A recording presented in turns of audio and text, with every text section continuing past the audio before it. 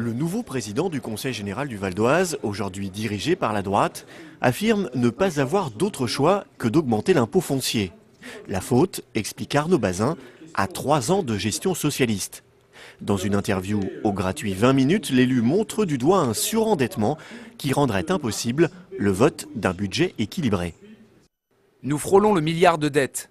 Elles ont pratiquement doublé en 3 ans avec les socialistes. Faux, rétorque l'ancien président socialiste du Conseil général Didier Arnal. Désormais dans l'opposition, il refuse d'endosser la responsabilité d'une augmentation de l'impôt.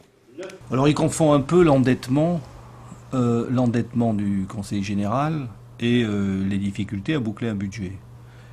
L'endettement, oui, on approche du milliard, mais je ne comprends pas leur étonnement. Ils en sont eux les responsables. Parce que l'effet aujourd'hui de l'impact de la dette sur le département, il relève essentiellement des investissements réalisés de 2003, 2004 jusqu'en 2008. S'ils avaient voulu augmenter la fiscalité, c'était en 2004 qu'il fallait le faire.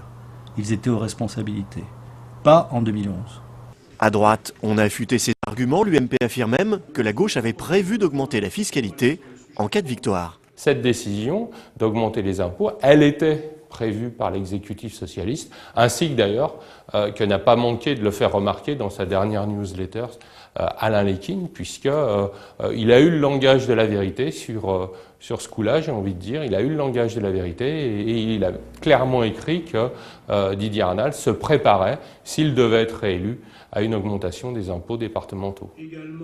Un scénario évidemment démenti par le socialiste Didier Arnal, mais au-delà des polémiques et d'une séance qui s'annonce mouvementée vendredi, les Valdoisiens sauront à l'issue du vote du budget de combien la taxe foncière sera finalement augmentée.